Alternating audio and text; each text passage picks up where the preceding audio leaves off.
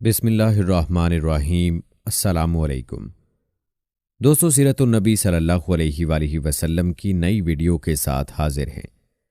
आज की इस वीडियो में हम आपको खैबर के बाकी किलों की फ़तह के बारे में तफसील बताएंगे कि मज़ीद कितने किले फ़तह किए गए और इन किलों को फ़तह करने के दौरान के हालात व वाक़यात क्या थे और किस तरीके से यहूदियों को शिकस्त देकर तमाम किले फ़तह किए गए।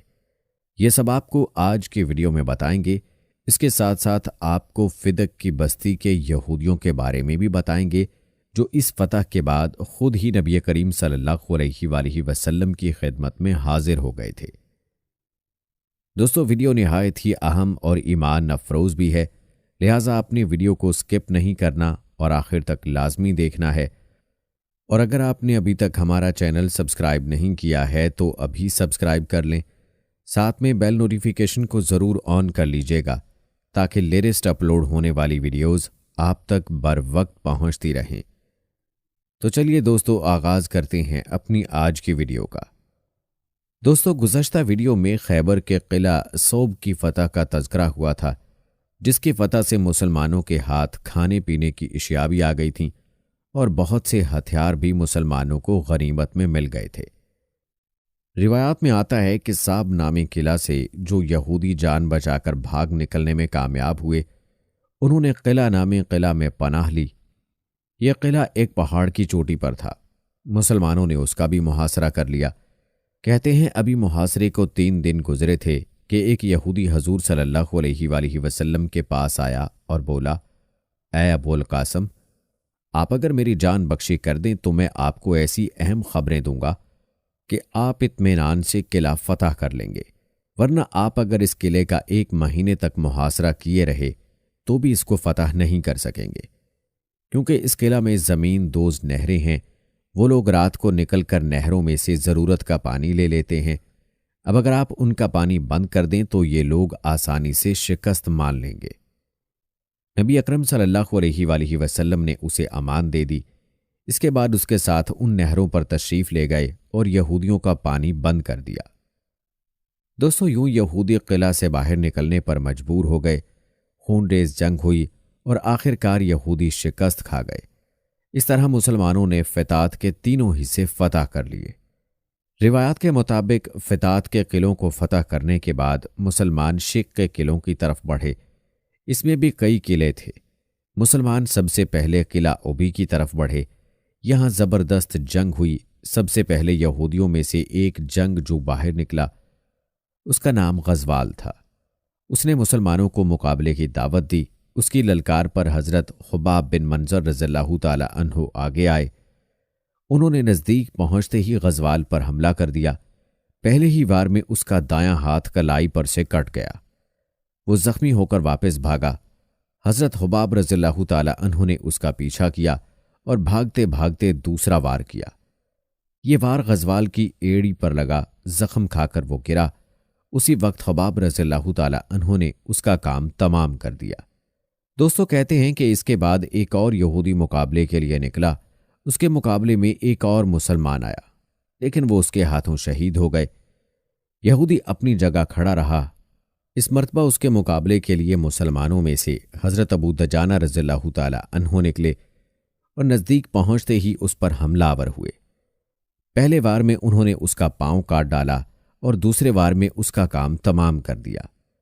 दोस्तों, रिवायात बताती हैं कि फिर किसी यहूदी ने मैदान में आकर मुसलमानों को ना ललकारा। इस पर मुसलमानों ने नारे तकबीर बुलंद किया और किला पर हमला कर दिया। मुसलमान किला के अंदर घुस गए।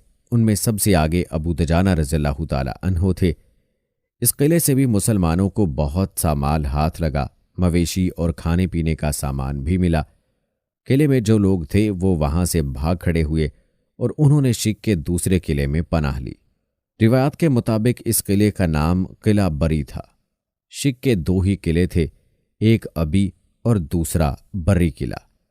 बरी में यहूदियों ने बहुत ज़बरदस्त हिफाजती इंतज़ाम कर रखे थे। उन लोगों ने मुसलमानों पर बहुत सख्त तीर अंदाजी की, पत्थर भी बरसाए। बाज़ तीर तो उस जगह आकर गिरे जहां हज़रत सल्लल्लाहु अलैहि वसल्लम तशरीफ़ फरमा थे। اس پر آپ صلی اللہ علیہ وآلہ وسلم نے ایک مٹھی کنکریوں کی اٹھائی اور اس کو قلعہ کی طرف پھینک دیا۔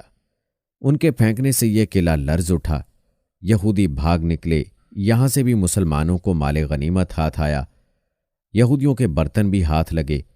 آپ صلی اللہ علیہ وآلہ وسلم نے ان کے بارے میں ارشاد فرمایا کہ ان کو دھو کر استعمال میں لاؤ۔ دوستو، اس طرح فتات اور شک کے 5 قلعوں پر مسلمانوں کا قبضہ ہو گیا۔ آپ کو بتاتے چلیں کہ یہودیوں نے عورتیں اور بچے ایک قلعے میں اور سامان خوردونوش اور دیگر ساز و سامان ایک اور قلعے میں رکھا تھا، اور ہر قلعے پر تیر انداز تعینات کر دیے تھے جو قلعے میں داخل ہونے کی کوشش پر تیروں کی بارش کر دیتے تھے۔ مسلمانوں نے پہلے 5 قلعوں کو ایک ایک کر کے فتح کیا۔ روایات بتاتی ہیں کہ ان قلعوں کو فتح کرنے میں 50 مجاہدین زخمی اور 1 شہید ہوئے۔ یہودی رات کی تاریکی میں ایک سے دوسرے قلعے تک اپنا مال و اسباب اور لوگوں کو منتقل کرتے تھے۔ دوستو، روایات کے مطابق ان جگہوں سے بھاگنے والے یہودیوں نے قتیبہ کے قلعوں میں پناہ لی۔ قتیبہ کے بھی 3 قلعے تھے۔ ان میں سب سے پہلے قلعے کا نام غوز تھا، دوسرے کا وطی اور تیسرے کا نام سلالم تھا۔ ان تمام تر قلعوں میں غوز کا قلعہ سب سے بڑا اور مضبوط تھا۔ مسلمان 20 دن تک اس کا محاصرہ کیے رہے۔ آخر حضرت علی رضی اللہ تعالی عنہ کے ہاتھ پر اللہ تعالیٰ نے اس قلعے کو بھی فتح کرا دیا۔ اسی قلعے سے حضرت صفیہ بنت حی بن اخطب گرفتار ہوئیں۔ بعد میں اللہ تعالیٰ نے یہ اعزاز عطا فرمایا کہ مسلمان ہوئیں اور حضور اکرم صلی اللہ علیہ وآلہ وسلم کی ازواج مطہرات میں شامل ہوئیں۔ دوستو، کہتے ہیں کموس کی فتح کے بعد مسلمانوں نے قلعہ وطی اور قلعہ سلالم کا محاصرہ کر لیا۔ دونوں کا محاصرہ 14 دن تک رہا، مگر دونوں میں سے کوئی شخص باہر نہ نکلا۔ 14 دن بعد انہوں نے صلح کی درخواست کی۔ اس شرط پر صلح ہو گئی کہ یہ یہودی اپنے بچوں کو لے کر وہاں سے نکل جائیں گے اور بدن کے کپڑوں کے علاوہ کوئی چیز نہیں لے جائیں گے۔ اس طرح یہ دونوں قلعے بغیر خون ریزی کے فتح ہوئے۔ روایات بتاتی ہیں کہ مسلمانوں کے ہاتھ ایک بڑا خزانہ بھی لگا۔ دوستو، یاد رہی کہ خیبر ہی میں آپ صلی اللہ علیہ وآلہ وسلم کی خدمت میں اشری اور دوسی قبیلے کے لوگ حاضر ہوئے۔ اشری لوگوں میں حضرت ابو موسیٰ اشری بھی تھے اور دوسیوں میں حضرت ابو ہریرہ رضی اللہ تعالی عنہ تھے۔ ان حضرات کو بھی مال غنیمت دیا گیا۔ خیبر کی فتح کے موقع پر حبشہ سے حضرت جعفر بن ابی طالب رضی اللہ تعالی عنہ وہاں پہنچے۔ انہوں نے مکہ سے حبشہ کی طرف ہجرت کی تھی۔ یہ اس موقع پر وہاں لوٹے تھے۔ آپ صلی اللہ علیہ وآلہ وسلم انہیں دیکھ کر بہت خوش ہوئے، کھڑے ہو کر ان کا استقبال کیا، ان کی پیشانی پر بوسہ دیا۔ اس موقع پر آپ صلی اللہ علیہ وآلہ وسلم نے ارشاد فرمایا، اللہ کی قسم، میں نہیں جانتا مجھے خیبر کی فتح کی زیادہ خوشی ہے یا جعفر کے آنے پر زیادہ خوشی ہے۔ دوستو، یہاں آپ کو حضرت جعفر طیار رضی اللہ تعالی عنہ کے بارے میں بتاتے چلیں کہ آپ رضی اللہ تعالی عنہ کشادہ دست و فیاض تھے۔ غرباء و مساکین کو کھانا کھلانے میں ان کو خاص لطف حاصل ہوتا تھا۔ اسی لیے حضور نبی کریم صلی اللہ علیہ وآلہ وسلم ان کو ابو المساکین کے نام سے یاد فرمایا کرتے تھے۔ حضرت ابو ہریرہ رضی اللہ تعالی عنہ فرماتے ہیں کہ میں اکثر بھوک کے باعث پیٹ کو کنکروں سے دبائے رکھتا تھا اور آیت یاد بھی رہتی تو اس کو لوگوں سے پوچھتا پھرتا کہ شاید کوئی مجھ کو اپنے گھر لے جائے اور کچھ کھلائے، لیکن میں نے حضرت جعفر رضی اللہ تعالی عنہ کو مسکینوں کے حق میں سب سے زیادہ بہتر پایا۔ وہ ہم لوگوں یعنی اصحاب صفہ رضوان اللہ اجمعین کو اپنے گھر لے جاتے تھے اور جو کچھ ہوتا تھا سامنے لا کر رکھ دیتے تھے۔ بروایت بخاری شریف۔ خود حضور نبی کریم صلی اللہ علیہ وآلہ وسلم فرماتے تھے کہ جعفر، تم میری صورت و سیرت دونوں میں مجھ سے مشابہ ہو۔ بروایت بخاری شریف۔ اسی طرح حضور نبی کریم صلی اللہ علیہ وآلہ وسلم نے ارشاد فرمایا کہ مجھ سے پہلے جس قدر نبی علیہ السلام گزرے ہیں ان کو صرف 7 رفیق دیے گئے تھے، لیکن میرے رفقائے خاص کی تعداد 14 ہے۔ ان میں سے ایک جعفر رضی اللہ تعالی عنہ بھی ہیں۔ بروایت جامع ترمذی۔ دوستو، یہ تھے فضائل و مناقب حضرت جعفر رضی اللہ تعالی عنہ کے۔ کہتے ہیں جس وقت حضرت جعفر رضی اللہ تعالی عنہ خیبر کے مقام پر پہنچے تو ان کے ساتھ حبشہ کے رہنے والے بہت سے لوگ بھی تھے۔ آپ صلی اللہ علیہ وآلہ وسلم نے انہیں سورہ یاسین پڑھ کر سنائی۔ اس کو سن کر یہ لوگ رو پڑے اور ایمان لے آئے۔ روایات میں آتا ہے کہ حضور اکرم صلی اللہ علیہ وآلہ وسلم نے ان کی زبردست خاطر تواضع فرمائی اور فرمایا، ان لوگوں نے میرے صحابہ کی بہت عزت افزائی کی تھی۔ مطلب یہ تھا کہ جب مکہ کے مشرکوں نے مسلمانوں پر ظلم ڈھائے تھے تو بہت سے مسلمان حبشہ کی طرف ہجرت کر گئے تھے۔ اس وقت وہاں ان کی بہت عزت افزائی ہوئی تھی۔ دوستو، آپ کو بتاتے چلیں کہ حبشہ سے جو لوگ آئے تھے ان میں حضرت ام حبیبہ بنت ابی سفیان رضی اللہ تعالی عنہا بھی تھیں۔ ام حبیبہ رضی اللہ تعالی عنہا حضرت صلی اللہ علیہ وآلہ وسلم کی ازواج مطہرات میں شامل تھیں۔ حبشہ میں رہتے ہوئے ان کا نکاح آپ صلی اللہ علیہ وآلہ وسلم سے ہوا تھا۔ مکہ سے دوسری ہجرت کے موقع پر انہوں نے حبشہ کی طرف ہجرت کی تھی۔ اس وقت ان کا پہلا خاوند عبداللہ بن جہش تھا، لیکن حبشہ پہنچ کر وہ مرتد ہو گیا تھا۔ اس نے عیسائی مذہب قبول کر لیا تھا اور اسی حالت میں مر گیا تھا، جبکہ ام حبیبہ رضی اللہ تعالی عنہا اسلام پر قائم رہی تھی۔ روایت کے مطابق 7 ہجری محرم کے مہینے میں اللہ کے رسول صلی اللہ علیہ وآلہ وسلم نے حضرت عمرو بن امیہ خمری رضی اللہ تعالی عنہ کو نجاشی کے پاس بھیجا تھا تاکہ وہ ام حبیبہ رضی اللہ تعالی عنہا کا نکاح آپ سے کر دیں۔ چنانچہ یہ نکاح نجاشی نے پڑھایا تھا۔ اس نکاح سے پہلے حضرت ام حبیبہ رضی اللہ تعالی عنہا نے ایک خواب دیکھا تھا۔ اس میں انہیں کوئی پکارنے والا ام المومنین کہہ کر پکار رہا تھا۔ اس سے ام حبیبہ رضی اللہ تعالی عنہا گھبرا سی گئیں۔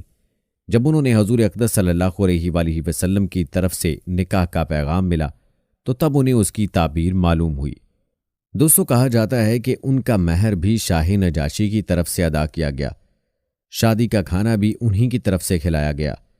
نجاشی کی جس کنیز کے ذریعے یہ سارے معاملات طے ہوئے وہ کنیز بھی اللہ کے رسول پر ایمان لے آئی تھی، اور انہوں نے اپنے ایمان لانے کا پیغام حضرت ام حبیبہ رضی اللہ تعالی عنہا کے ذریعے رسول کریم صلی اللہ علیہ وآلہ وسلم کو بھیجا تھا۔ آپ کو جب اس کنیز کا پیغام ملا تو مسکرائے اور فرمایا، اس پر سلامتی ہو۔ دوستو، روایات میں آتا ہے کہ خیبر کی فتح کے بعد وہاں کی ایک بستی فدق کے لوگ حضور اکرم صلی اللہ علیہ وآلہ وسلم کی خدمت میں حاضر ہوئے۔ جو لوگ حاضر ہوئے ان کے سردار کا نام نون بن یوشا تھا۔ اس نے حضور اکرم صلی اللہ علیہ وآلہ وسلم سے عرض کیا، ہم اس بات پر صلح کرنے کے لیے تیار ہیں کہ ہماری جان بخشی کر دی جائے اور ہم لوگ اپنا سامان اپنا مال لے کر فدق سے جلا وطن ہو جائیں۔ حضرت صلی اللہ علیہ وآلہ وسلم نے ان کی یہ بات منظور فرما لی۔ اس سلسلے میں ایک روایت یہ ہے کہ یہودیوں نے فدق کا نصف دینے کی بات کی تھی اور آپ صلی اللہ علیہ وآلہ وسلم نے اس کو منظور فرمایا تھا۔ دوستو، یہاں ایک بات کی وضاحت کرنا ضروری ہے، وہ یہ ہے کہ فدق کی یہ بستی چونکہ جنگ کے بغیر حاصل کی گئی تھی، اس لیے یہ مال فے تھا، یعنی دشمن سے جنگ کیے بغیر حاصل کیا جانے والا مال جس کے خرچ کا مسلمانوں کے حکمران کو اختیار ہوتا ہے۔ چنانچہ آپ صلی اللہ علیہ وآلہ وسلم اس کی آمدنی میں سے اپنے گھر والوں پر بھی خرچ کیا کرتے تھے۔ بنی ہاشم کے چھوٹے بچوں کی پرورش بھی اس کی آمدنی سے فرماتے تھے۔ بنی ہاشم کی بیواؤں کی شادیاں کرتے تھے۔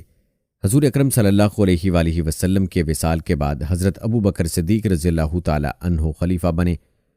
حضرت فاطمہ رضی اللہ تعالی عنہ نے سمجھا کہ فدق کا علاقہ حضور اکرم صلی اللہ علیہ وآلہ وسلم کی ملکیت تھا، لہذا مجھے وراثت میں ملنا چاہیے۔ چنانچہ انہوں نے حضرت ابو بکر صدیق رضی اللہ تعالی عنہ سے درخواست کی کہ فدق کا علاقہ انہیں دیا جائے۔ ابو بکر صدیق رضی اللہ تعالی عنہ نے انہیں مسئلہ سمجھایا اور فرمایا، رسول اللہ صلی اللہ علیہ وآلہ وسلم نے فرمایا ہے کہ ہم نبیوں کی میراث تقسیم نہیں ہوتی، ہم جو کچھ چھوڑ جاتے ہیں وہ مسلمانوں کے لیے صدقہ ہوتا ہے۔ روایات بتاتی ہیں کہ حضرت فاطمہ الزہرا رضی اللہ تعالی عنہا مطمئن ہو گئیں اور پھر دوبارہ یہ مطالبہ نہ کیا۔ امید کرتے ہیں دوستو ہماری آج کی یہ ویڈیو آپ کو پسند آئی ہوگی۔ اس ویڈیو کی پسندیدگی کے اظہار کے لیے اس ویڈیو کو لائک کریں، شیئر کریں اپنے دوستوں کے ساتھ، اور کمنٹ باکس میں اپنی رائے کا اظہار لازمی کیجیے گا۔